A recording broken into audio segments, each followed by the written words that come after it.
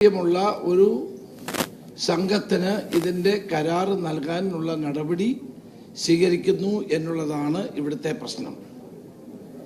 കേരളത്തിലെ പ്രാഥമിക സഹകരണ സംഘങ്ങൾക്കായിട്ടുള്ള പൊതു സോഫ്റ്റ്വെയർ തയ്യാറാക്കാനുള്ള പദ്ധതി അതിന്റെ 4 ഇരട്ടി മേൽ തുകയ്ക്ക് ഈ രംഗത്ത് യാതൊരു മുൻപരിചയവുമില്ലാത്ത ദിനേശ് PD സഹകരണ സംഘത്തിന് ഗവൺമെന്റ് കൈമാറാനാണ് ഉദ്ദേശിക്കുന്നത്. 4415 പ്രാഥമിക സഹകരണ സംഘങ്ങൾക്ക് പൊതു സോഫ്റ്റ്വെയർ സ്ഥാപിക്കുന്നതിന് TCSന് 206 കോടി രൂപയ്ക്ക് സർക്കാർ തീരുമാനമെടുത്ത് കരാർ ഉറപ്പിച്ചതാണ്. ദുരൂഹമായ സാഹചര്യത്തിൽ TCSക്ക് നൽകിയ 206 കോടി രൂപയുടെ ഈ നടപടി റദ്ദാക്കി പുതുക്കിയ നിബന്ധനകളോടെ വീണ്ടും ടെൻഡർ വിളിച്ചത് ഈ ദിനേശ് PD സഹകരണ സംഘത്തിന് ഇത് കൈമാറാനായിരുന്നു. CPM നിയന്ത്രണത്തിലുള്ള കണ്ണൂരിൽ നിന്നുള്ള 2 സഹകരണ സംഘങ്ങൾക്ക് മാത്രം ഈ ടെൻഡറിൽ പങ്കെടുക്കാൻ കഴിയുന്ന തരത്തിലാണ് ടെൻഡർ ഡോക്യുമെന്റിൽ മാറ്റം വരുത്തിയത്. Kerala Dinesh PD workers central cooperative സൊസൈറ്റിയും മലബാർ ഇൻഫർമേഷൻ ടെക്നോളജി കോഓപ്പറേറ്റീവ് സൊസൈറ്റിയുമാണ് കണ്ണൂർ കേന്ദ്രമായി പ്രവർത്തിക്കുന്ന ഈ 2 സൊസൈറ്റികൾ. ഇതിൽ ദിനേശ് PD സഹകരണ സംഘം നൽകിയ 280 പ്രാഥമിക സഹകരണ സംഘങ്ങൾക്കുള്ള സോഫ്റ്റ്വെയർ നൽകാനുള്ള 58 കോടി രൂപയുടെ ബിഡാണ് ഇപ്പോൾ സർക്കാർ അവാർഡ് ചെയ്യാൻ തയ്യാറെടുക്കുന്നത്. ഇതനുസരിച്ച് 4415 പ്രാഥമിക സഹകരണ സംഘങ്ങളിൽ സോഫ്റ്റ്വെയർ സ്ഥാപിക്കുമ്പോൾ 914 കോടി രൂപയോളം ചെലവ് വരും. 206 കോടി രൂപയ്ക്ക് സോഫ്റ്റ്വെയർ ഭീമനായ TCS 4415 സഹകരണ സംഘങ്ങൾ സ്ഥാപിക്കാമേറ്റ പദ്ധതിയാണ്. അതിന്റെ 4 ഇരട്ടി തുകയ്ക്ക് ഈ രംഗത്ത് യാതൊരു മുൻപരിചയവുമില്ലാത്ത ദിനേശ് PD സഹകരണ സംഘത്തിന് കൈമാറുന്നത്. അതായത് ഈ പദ്ധതി നടപ്പാക്കി കഴിയുമ്പോൾ കേരള സംസ്ഥാനത്തെ ഖജനാവിൽ നിന്ന് 700 കോടിയിൽ പരം നഷ്ടം ഉണ്ടാകാൻ പോകുന്നു. ഇതിന്റെ നടപടികൾ പൂർത്തിയാക്കി വെച്ചിരിക്കുകയാണ്. തെരഞ്ഞെടുപ്പ് കമ്മീഷന്റെ അനുമതിയോടുകൂടി ഈ ടെൻഡർ നൽകാനും നടപടികൾ മുന്നോട്ട് കൊണ്ടുപോകാനുമുള്ള നീക്കമാണ് ഇപ്പോൾ നടക്കുന്നത്. ഇതിന്റെ ഒരു പശ്ചാത്തലം ഒന്ന് പരിശോധിക്കാം. 2016 മുതൽ കേന്ദ്ര റിസർവ് ബാങ്കിന്റെയും മാനദണ്ഡങ്ങൾ അനുസരിച്ച് ഇന്ത്യയിലൊട്ടാകെ ഏകീകൃത പൊതു ബാങ്കിംഗ് സോഫ്റ്റ്വെയർ നടപ്പാക്കേണ്ടതാണ്. പൂർണ്ണമായും കേന്ദ്ര ഫണ്ട് ഉപയോഗിച്ചാണ് ഈ എല്ലാ സംസ്ഥാനങ്ങളും ഇത് നടപ്പാക്കിക്കൊണ്ടിരിക്കുന്നത്. എന്നാൽ മറ്റ് സംസ്ഥാനങ്ങളെ അപേക്ഷിച്ച് ആധുനിക വൈവിധ്യവൽക്കരണം അടക്കം നടത്തുന്ന പ്രാഥമിക സഹകരണ സംഘങ്ങളുടെ ആവശ്യങ്ങൾ വിപുലമാക്കേണ്ടതുണ്ട് എന്ന് ചൂണ്ടിക്കാട്ടി കേന്ദ്ര സർക്കാർ വികസിപ്പിച്ച പൊതു സോഫ്റ്റ്വെയർ കേരള ഗവൺമെന്റ് ഒഴിവാക്കി, വേണ്ട എന്ന് വെച്ചു. എന്നിട്ട് കേരളത്തിലെ പിണറായി ഗവൺമെന്റ് തനത് സോഫ്റ്റ്വെയർ വികസിപ്പിക്കാൻ തീരുമാനിച്ചു. ഈ കാര്യം പഠിക്കാൻ ചീഫ് സെക്രട്ടറി അധ്യക്ഷനായ ഒരു സമിതിയെ സർക്കാർ രൂപീകരിക്കുകയും ഇതനുസരിച്ച് ടെൻഡർ ക്ഷണിക്കുകയും ചെയ്തു. അപ്പോഴാണ് TCS മാത്രമാണ് ഈ ടെൻഡർ അനുസരിച്ച് 11/9/2021 തെരഞ്ഞെടുത്തത്. അവരെ മാത്രം TCSനെ മാത്രം തെരഞ്ഞെടുക്കപ്പെടുകയും ചെയ്തു.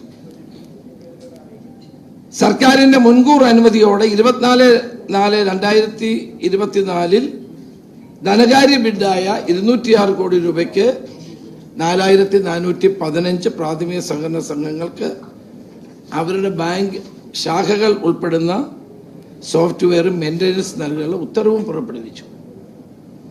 ഇത് സംബന്ധിച്ചുള്ള എല്ലാ രേഖകളും ഞാൻ ഇപ്പോൾ നിങ്ങളുടെ മുന്നിൽ വെക്കുകയാണ്.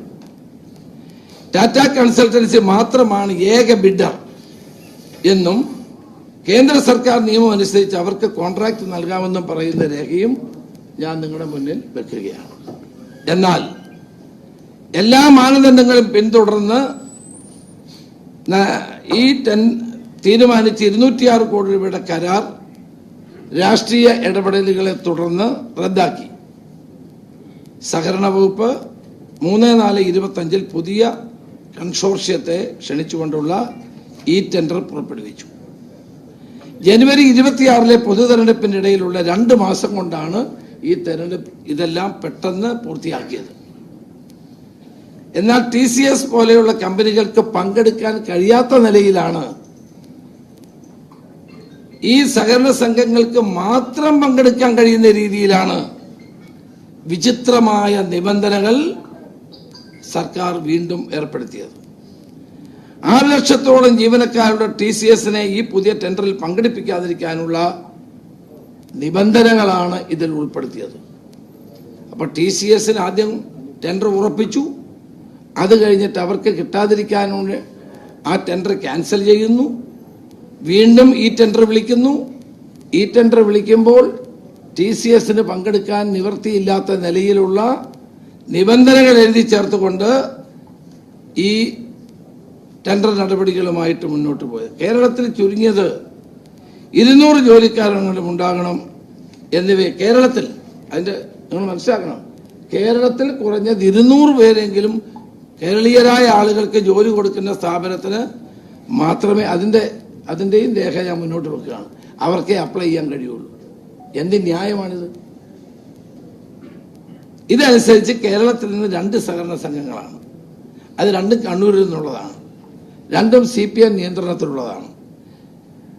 അവർ 2 പേരാണ് ബിഡ് സമർപ്പിച്ചത്. മലബാർ ഇൻഫർമേഷൻ ടെക്നോളജി സഹകരണ സംഘം, കേരള ദിനേശ് BD സഹകരണ സംഘം, ദിനേശ് BD വർക്കേഴ്സ് കേന്ദ്ര സഹകരണ സംഘം എന്നിവയ്ക്ക് ഇതിൽ 250 സംഘങ്ങൾക്ക് സോഫ്റ്റ്വെയറും 7 വർഷത്തേക്കുള്ള മെയിൻ്റനൻസിനും ദിനേശ് BD സംഘം സമർപ്പിച്ചത് നികുതി അടക്കം 58 കോടിയാണ്. മലബാർ ഇൻഫർമേഷൻ ടെക്നോളജി സമർപ്പിച്ചത് നികുതി അടക്കം 273 കോടിയാണ്. ഇതിൻ്റെ രേഖയും ഞാനിവിടെ നിങ്ങളുടെ മുമ്പിൽ സമർപ്പിക്കുകയാണ്. പുതിയ ടെൻഡർ പ്രകാരമുള്ള സാങ്കേതിക വിശദാംശങ്ങളുടെ വിലയിരുത്തൽ 6/2/2026 അഡീഷണൽ രജിസ്ട്രാർ പാർവതി നായരുടെ നേതൃത്വത്തിലുള്ള സമിതിയാണ് നടത്തിയത്. മലബാർ ഇൻഫർമേഷൻ ടെക്നോളജി സഹകരണ സംഘം, കേരള ദിനേശ് BD വർക്കേഴ്സ് കേന്ദ്ര സഹകരണ സംഘം എന്നിവ 2 ഓഫറുകൾ, സാങ്കേതിക ഓഫറുകൾ പരിശോധന ചെയ്ത സമിതി ഈ സ്ഥാപനങ്ങളുടെ ഓരോ സോഫ്റ്റ്വെയർ വീത സാങ്കേതിക യോഗ്യത നേടിയതായി പ്രഖ്യാപിക്കുക. ഇതിൻ്റെയും രേഖ ഞാൻ നിങ്ങളുടെ മുമ്പിൽ വെക്കുക. 100 കണക്കിന് കോടി രൂപയുടെ മൂല്യമുള്ള സോഫ്റ്റ്വെയർ കരാറിൽ കണ്ണൂർ ജില്ലയിൽ നിന്നുള്ള 2 സഹകരണ സംഘങ്ങൾ മാത്രം പങ്കെടുത്തത് തീർത്തും ദുരൂഹമാണ്. 2025 ഓഫർ ചെയ്ത 206 കോടി രൂപയുടെ സ്ഥാനത്ത് പുതിയ കമ്പനികൾക്ക് ടെൻഡർ നൽകിയ പ്രകാരം ആകെ ചെലവ് 900 കോടി പരം രൂപ വരുമെന്നാണ് കണക്ക്. അതായത് 700 കോടി രൂപയുടെ നഷ്ടം ഈ പുതിയ കരാർ നൽകുന്നത് കൊണ്ട് ഉണ്ടാവുകയാണ്. 250 സഹകരണ സംഘങ്ങളിലേക്ക് സോഫ്റ്റ്വെയർ നൽകുന്നതിനായി ദിനേശ് സഹകരണ സംഘം കോട്ട് ചെയ്തിരിക്കുന്ന 58 കോടി രൂപയാണ്. ഇതേ കണക്കിൽ ബാക്കി വരുന്ന 4135 സഹകരണ സംഘങ്ങളിൽ ഈ പ്രവർത്തനം വന്നു കഴിയുമ്പോൾ 900 കോടി രൂപയുടെ ചെലവ് വരും.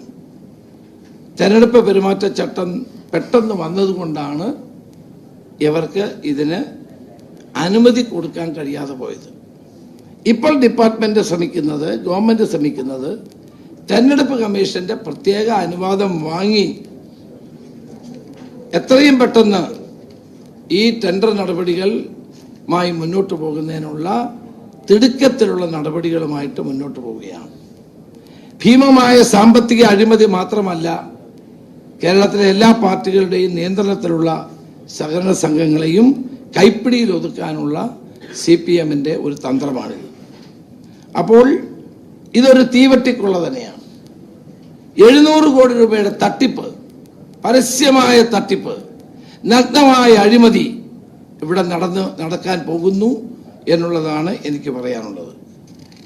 ഇതുവഴി കേരളത്തിലെ എല്ലാ സഹകരണ സംഘങ്ങളും തങ്ങളുടെ കൈപ്പിടിയിൽ ഒതുക്കാനുള്ള ഒരു നീക്കമാണ് നടക്കുന്നത്.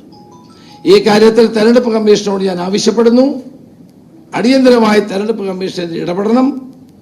ഇതുമായി ബന്ധപ്പെട്ട് ഞാൻ തെരഞ്ഞെടുപ്പ് കമ്മീഷന് ഒരു കത്ത് നൽകുന്നുണ്ട്. ഐക്യജനാധിപത്യ മുന്നണി സർക്കാർ അധികാരത്തിൽ വന്നു കഴിഞ്ഞാൽ ഞങ്ങൾ ഈ നടപടിയെപ്പറ്റി അന്വേഷിക്കും. ഈ ടെൻഡർ റദ്ദാക്കുകയും മറ്റ് നിയമ നടപടികൾ സ്വീകരിക്കുന്നതിനെ പറ്റിയും ഗൗരവമായി ഞങ്ങൾ ആലോചിക്കും. ഈ ഒരു അഴിമതിയാണ്. ഇതിൻ്റെ എല്ലാ രേഖകളും നിങ്ങൾക്ക് നിങ്ങൾക്ക് ഇട്ടുതരാം, നിങ്ങൾക്ക് പരിശോധിക്കാം. തെരഞ്ഞെടുപ്പ് കമ്മീഷൻ തെരഞ്ഞെടുപ്പ് പെട്ടെന്ന് പ്രഖ്യാപിച്ചു പോയത് കൊണ്ടാണ്. അല്ലായിരുന്നെങ്കിൽ ഈ 700 കോടി രൂപയുടെ ഈ അഴിമതി ഉടൻ തന്നെ പ്രാബല്യത്തിൽ വരുമായിരുന്നു. നിങ്ങൾ ആലോചിക്കുക, ലോകത്തിലെ തന്നെ അറിയപ്പെടുന്ന ഒരു കമ്പനിക്ക് ടെൻഡർ ഉറപ്പിച്ചിട്ട് ആ കമ്പനിയുടെ ടെൻഡർ ക്യാൻസൽ ചെയ്ത് നിബന്ധനകൾ ആർക്ക് കൊടുക്കണോ അവർക്ക് വേണ്ടി നിബന്ധനകൾ ഏർപ്പെടുത്തുകയാണ്. കേരളത്തിൽ പ്രവർത്തിക്കുന്ന 200 പേർക്കെങ്കിലും ജോലി കൊടുക്കുന്ന ആളുകൾ മാത്രമേ പങ്കെടുക്കാവൂ. അപ്പോൾ ഇവർക്ക് മാത്രമേ പങ്കെടുക്കാവൂ. വലിയ ഒരു അഴിമതിയാണ് ഇത്. പൊതുസമൂഹത്തിന് മുമ്പിൽ ഞാൻ കൊണ്ടുവരാൻ ആഗ്രഹിക്കുകയാണ്. അതുകൊണ്ടാണ് ഇന്നത്തെ പത്രസമ്മേളനത്തിൽ ഇത് വിശദമായി നിങ്ങളുടെ മുന്നിൽ രേഖകൾ സഹിതം ഞാൻ ഉന്നയിക്കുന്നത്. ഞാൻ പറഞ്ഞല്ലോ, അതെ, 206 കോടി രൂപയ്ക്ക് നൽകാൻ തീരുമാനം. അതെ അതെ അതെ അതെ.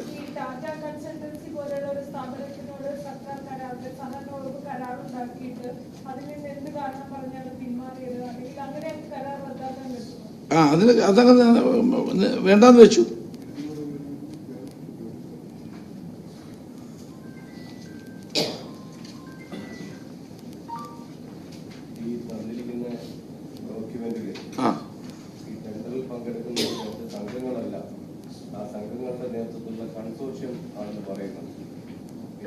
കണ്ണൂർ ജില്ലയിലെ 2 സംഘങ്ങൾ മാത്രമാണ് ടെൻഡറിൽ പങ്കെടുത്തത്. ഈ കൺസോർഷ്യം അതൊക്കെ അവരുണ്ടാക്കുന്ന കൺസോർഷ്യം അല്ലേ? ഒരാളിന്റെ സൊസൈറ്റി കൺസോർഷ്യം ഉണ്ടാക്കുന്ന പോലെ അല്ലേ? കൺസോർഷ്യം ഉണ്ടാക്കാൻ വളരെ എളുപ്പമല്ലേ? എവരുടെ പേര് കൊടുത്തിട്ട് അവരൊരു കൺസോർഷ്യം ഉണ്ടാക്കിയാൽ മതിയല്ലോ. മലപ്പുറം ജില്ലയിലെ ലീഗിന്റെ നേതൃത്വത്തിലുള്ള സംഘമാണ് ഈ കൺസോർഷ്യത്തിന്റെ ഭാഗം. അതൊന്നും എനിക്കറിയില്ല. അത് ആരുടെ ഭാഗമായാലെന്താ? ഞാൻ ചോദിക്കട്ടെ, കേരളത്തിലെ 4000-ത്തിലധികം വരുന്ന സഹകരണ സംഘങ്ങൾക്ക് സോഫ്റ്റ്വെയർ നിർമ്മിക്കാൻ വേണ്ടി ഈ കണ്ണൂരിൽ പ്രവർത്തിക്കുന്ന ഈ 2 സംഘത്തെയാണോ ഏൽപ്പിക്കേണ്ടത്? ഇതിനകത്ത് ആഗോളതലത്തിൽ പരിചയമുള്ള ആർക്കും പങ്കെടുക്കാൻ കഴിയുന്ന തരത്തിൽ ടെൻഡർ വിളിക്കണ്ടേ? അങ്ങനെ വിളിക്കാതെ ഇവർക്ക് മാത്രം പങ്കെടുക്കാൻ കഴിയുന്ന തരത്തിലേക്ക് ഇത് മാറ്റിയതിനെ പറ്റിയാണ് എൻ്റെ ഏറ്റവും പ്രധാനപ്പെട്ട ചോദ്യം.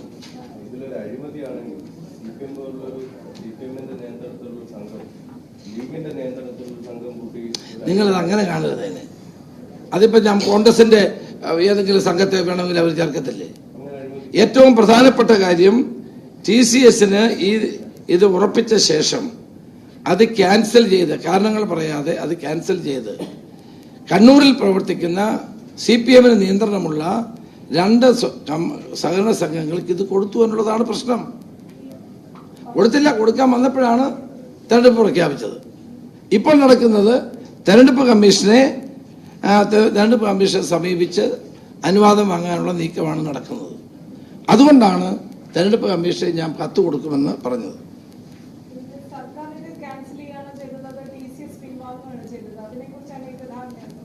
ഏതാ?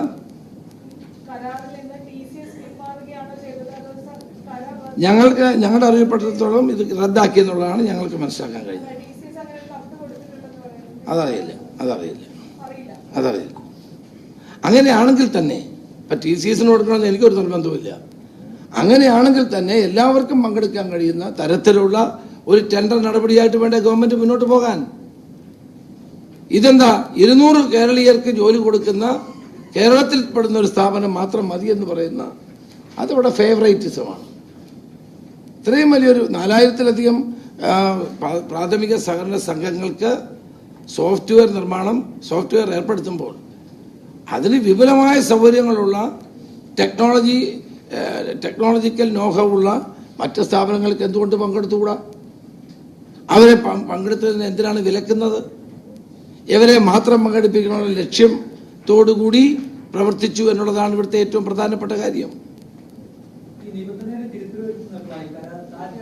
അതെല്ലാം നിങ്ങൾ തന്നിട്ടുണ്ടോ നോക്കിക്കോളൂ.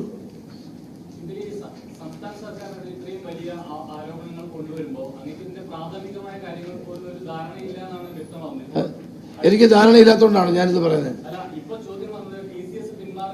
അല്ല, TCS ഒരു മിനിറ്റ്, TCS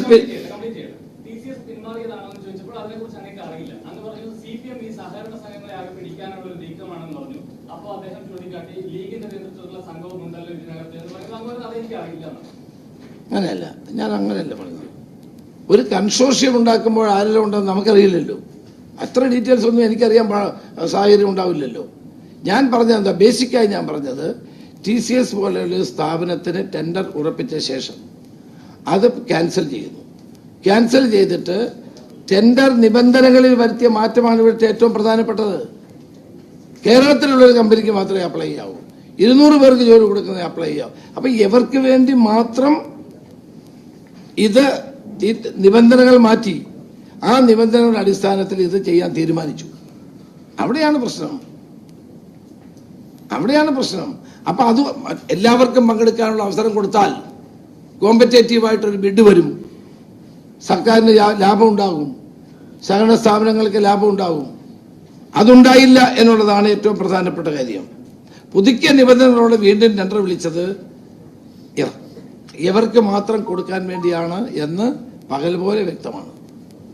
എനിക്കറിയാൻ പാടില്ലാത്തത് TCS എന്തുകൊണ്ട് പിന്മാറി എന്നവർ പറയുന്നു, എനിക്കറിയില്ല. എന്ന് മാത്രമേ ഞാൻ പറഞ്ഞുള്ളൂ.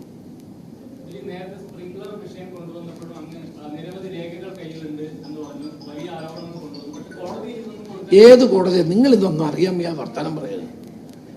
ദേവൻ രാമേന്ദ്രന്റെ സിംഗിൾ ബെഞ്ച്, ദേവൻ രാമേന്ദ്രൻ തന്നെ ഞാൻ ഉന്നയിച്ച മുഴുവൻ ആരോപണങ്ങളെ ശരിവെക്കുകയും ഈ ആളുകളുടെ, കോവിഡ് രോഗികളുടെ മുഴുവൻ വിവരങ്ങൾ കാമോഫ്ലാഗ് ചെയ്യണം എന്ന് പ്രത്യേക ഉത്തരവ് നൽകി. 1, 2, 3, 5 ഉത്തരവുകളാണ് അദ്ദേഹം നൽകിയത്. അത് കഴിഞ്ഞിട്ട് പിന്നീട് വന്ന് ഞാൻ പറഞ്ഞു, ഈ കോവിഡ് രോഗികൾക്ക് അവരുടെ വ്യക്തിപരമായ വിവരങ്ങൾ പുറത്തു പോയതിൻ്റെ വെളിച്ചത്തിൽ കോമ്പൻസേഷൻ നൽകണമെന്ന് ഞാൻ ഒരു പ്ലീ കൊടുത്തു. അതാണ് പറഞ്ഞത്. ഇവരെ കണ്ടെത്താൻ പ്രയാസമായതുകൊണ്ട് കോമ്പൻസേഷൻ കൊടുക്കാൻ ബുദ്ധിമുട്ടാണ്. അല്ലാണ്ട് ഞാൻ പറഞ്ഞ മുഴുവൻ കോടതി അംഗീകരിച്ചു. ദയവായി നിങ്ങൾ ആ കോടതി ദേവൻ രാമേന്ദ്രന്റെ വിധി ന്യായം ഒന്ന് പരിശോധിച്ചാൽ മതി.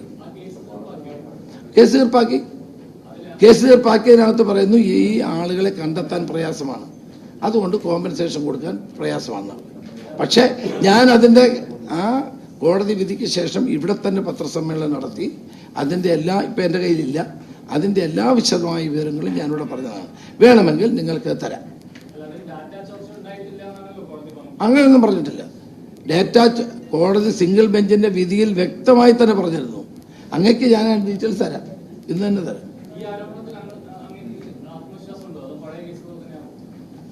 ശരി. കേന്ദ്ര സോഫ്റ്റ്വെയർ കൊണ്ടുവരണം, മറ്റ് സംസ്ഥാനങ്ങളിലൊക്കെ അതാണ് കേരളത്തിലും അത് സ്വീകരിക്കുന്നതായിരിക്കും. അത്ര ഒരു പരിശോധന വേണം, അങ്ങനെയാണോ? അങ്ങനെയല്ല. വേണമെങ്കിൽ കേരള ഗവൺമെന്റിന് സ്വന്തമായ സോഫ്റ്റ്വെയർ ഉണ്ടാക്കുന്നതെന്ന് ഞാൻ എതിരല്ല. പക്ഷേ ഈ നടപടിക്രമത്തിൽ ഉണ്ടായിരിക്കുന്ന ഗുരുതരമായ വീഴ്ച, അത് മുഖേന കേരളത്തിലെ സർക്കാരിന് 700 കോടി അധികം രൂപ നഷ്ടപ്പെടാൻ പോകുന്നു. അതാണ് പ്രശ്നം. ഇപ്പം കേരള ഗവൺമെന്റിന് അവർക്ക് സോഫ്റ്റ്വെയർ ഉണ്ടാക്കിയത് നമ്മൾ തീർക്കേണ്ട കാര്യം എന്താ? മറ്റ് സംസ്ഥാനങ്ങളൊക്കെ കേന്ദ്ര ഗവൺമെന്റ് ഉണ്ടാക്കിയ സോഫ്റ്റ്വെയർ ഉപയോഗിക്കുന്നു. ഇവിടെ നമുക്ക് വേണമെങ്കിൽ ഉണ്ടാക്കാം. ആ ചീഫ് സെക്രട്ടറിയുടെ നേതൃത്വത്തിൽ കമ്മിറ്റി വെച്ചവർ, അതിനൊന്നും നമ്മളാരും എതിരല്ല. പക്ഷേ ഈ ഒരു പർട്ടിക്കുലർ കമ്പനികൾക്ക് മാത്രം അപേക്ഷിക്കാൻ കഴിയുന്ന തരത്തിലേക്ക് നിബന്ധനകൾ മാറ്റി അവർക്ക് നൽകി എന്നുള്ളതാണ് ഇവിടുത്തെ ഏറ്റവും പ്രധാനപ്പെട്ട കാര്യം. അത് തെരഞ്ഞെടുപ്പ് കമ്മീഷൻ അനുവാദം കൊടുക്കാൻ പാടില്ല. അത് ഞാൻ ഇന്ന് തെരഞ്ഞെടുപ്പ് കമ്മീഷൻ അനുവാദം ഇന്ന് കത്ത് കൊടുക്കുന്നു. അല്ല, കോമ്പറ്റീറ്റീവ് ആയിട്ടുള്ള ആളുകൾ ഒരു ബിഡാണെങ്കിൽ വേണമെങ്കിൽ വീണ്ടും ഗവൺമെൻറ് സാധാരണഗതി ഗവൺമെൻറ് നടപടി വീണ്ടും ടെൻഡർ ചെയ്യുക. ഇവിടെ ചെയ്തെന്താ, വീണ്ടും ടെൻഡർ ചെയ്തിരുന്ന് നമുക്ക് മനസ്സിലാവും. ടെൻഡർ നടപടികളിലും നിബന്ധനകളിലും മാറ്റം വരുത്തി TCS പോലുള്ള കമ്പനികൾക്ക് പോലും പങ്കെടുക്കാൻ കഴിയാത്ത നിലയിൽ മാറ്റി എന്നിട്ട് അവർക്ക് കൊടുക്കാൻ തീരുമാനിച്ചു. അതാണ് പ്രശ്നം. പലപ്പോഴും ഏക ടെൻഡർ ആണെങ്കിൽ നമ്മൾ വീണ്ടും റീടെൻഡർ ചെയ്യാറുണ്ട്. അത് തെറ്റൊന്നുമില്ല. ഒരു ബിഡറെ വന്നുള്ളൂ, വീണ്ടും ടെൻഡർ ചെയ്യാം. രണ്ടാമതും വരുന്നില്ലെങ്കിൽ വീണ്ടും ചെയ്യാം. അതൊക്കെയാണ് സർക്കാർ നടപടി. പക്ഷെ ഇവിടെ ചെയ്ത് അതല്ല. അപ്പോൾ നിക്ഷിപ്ത താല്പര്യത്തോടെ രണ്ട് സംഘങ്ങൾക്ക് മാത്രം കൊടുക്കാൻ വേണ്ടി ചെയ്യുകയും 700 കോടി രൂപയിലധികം സർക്കാരിന് നഷ്ടം വരികയും ചെയ്യുന്ന ഒരു വലിയ തീവട്ടിക്കൊള്ള ഞാൻ നിങ്ങളുടെ മുമ്പിൽ തുറന്നു കാട്ടുകയും അത് ജനങ്ങളെ അറിയിക്കുകയും ചെയ്യുക എന്നുള്ളതാണ് ഈ പത്രസമ്മേളനത്തിന്റെ ലക്ഷ്യം. അല്ല, തെരഞ്ഞെടുപ്പ് കമ്മീഷൻ അനുവാദം കൊടുത്തിട്ടല്ല ചെയ്യാൻ പറ്റുമോ? ഇനി മറ്റു കാര്യങ്ങളുണ്ടെങ്കിൽ ചോദിക്കും. ഹരിയാനയിൽ ഒരു സീറ്റ് കോഴ ആരോപണം വന്നിരുന്നു. KC വേണുഗോപാൽ അതുപോലെ മിഥുൻ സുരേഷ് ഉൾപ്പെടെയുള്ള ആളുകൾക്കെതിരെ പരാതി ഉണ്ടായിരുന്നു. അപ്പോൾ കഴിഞ്ഞ ദിവസം ദില്ലി പോലീസ് കേസ് എടുത്തിട്ടുണ്ട്. അതിലെന്തെങ്കിലും പാർട്ടി എന്തെങ്കിലും? എനിക്കതിനെ പറ്റി അറിയില്ല. മറ്റൊരു വിഷയം എന്ന് പറയുന്നത് ശബരിമല സ്വർണ്ണക്കൊള്ളയുമായി ബന്ധപ്പെട്ട് മന്ത്രി എന്ന നിലയിൽ ധാർമ്മികമായ ഉത്തരവാദിത്വം ഉണ്ടോ എന്ന് ചോദിച്ചാൽ ഇല്ല എന്ന് പറയാൻ സാധിക്കില്ല എന്നാണ് കടകംപള്ളിയുടെ ഒരു പ്രതികരണം. ഞാൻ ശബരിമല സ്വർണ്ണക്കൊള്ളയുമായി ബന്ധപ്പെട്ട കാര്യത്തിൽ ആദ്യം മുതൽ തന്നെ പറയുന്നത് കടകംപള്ളിക്കിനകത്ത് ഉത്തരവാദിത്വമുണ്ട്, ഇപ്പോഴത്തെ മന്ത്രിക്ക് ഉത്തരവാദിത്വമുണ്ട്. അന്ന് ഇവരെല്ലാം പറഞ്ഞത് എല്ലാം ബോർഡാണ് ചെയ്യുന്നത്, ഞങ്ങൾക്ക് ഉത്തരവാദിത്വമില്ല. ഇപ്പം കടകംപള്ളി അങ്ങനെ പറഞ്ഞിട്ടുണ്ടെങ്കിൽ അത് വൈകി വന്ന അദ്ദേഹത്തിൻ്റെ ഒരു ബോധ്യമാണ്, അല്ലേ, വിവേകമാണ്. അതിനെ ഞാൻ സ്വാഗതം ചെയ്യുകയാണ്. കാരണം ഇപ്പോഴെങ്കിലും അദ്ദേഹം സത്യം പറഞ്ഞല്ലോ, മന്ത്രിക്ക് ധാർമ്മികമായ ഉത്തരവാദിത്വമുണ്ട് എന്ന് ഞങ്ങൾ പറഞ്ഞതിനെ അദ്ദേഹം വെൽക്കം ചെയ്തിരിക്കുന്നു, അംഗീകരിച്ചിരിക്കുന്നു. സന്തോഷമുണ്ട്. മാത്രമല്ല ശബരിമല ഈ സംഭവം നിലനിൽക്കുമ്പോൾ കോൺഗ്രസിന്റെ ദേവസ്വം ബോർഡാണ് ശബരിമലയിൽ സ്വർണ്ണക്കൊടിമരം നിർമ്മിച്ചത്. അതിനുവേണ്ടി സ്വർണം വാങ്ങി, സ്വർണം അടിച്ചു മാറ്റി എന്നും പറഞ്ഞ് എന്തെല്ലാം ബഹളമായിരുന്നു. ഇപ്പൊ തന്നെ പിണറായി വിജയന്റെ പോലീസിന്റെ ഭാഗമായ വിജിലൻസ് അന്വേഷിച്ചിട്ട് പറഞ്ഞിരിക്കുന്നു അങ്ങനെ യാതൊരു അഴിമതി അവിടെ നടന്നിട്ടില്ല. അപ്പൊ കോൺഗ്രസുകാരെ കൂടി പ്രതിയാക്കാൻ നടത്തിയൊരു ശ്രമത്തിന്റെ ഭാഗമായി ഇപ്പൊ എന്തായി? ഇപ്പൊ എന്ത് സംഭവിച്ചു? 4 CPM നേതാക്കന്മാർ ജയിലിൽ കിടക്കുകയാണ്. ഇപ്പൊ അവർ പുറത്തിറങ്ങി.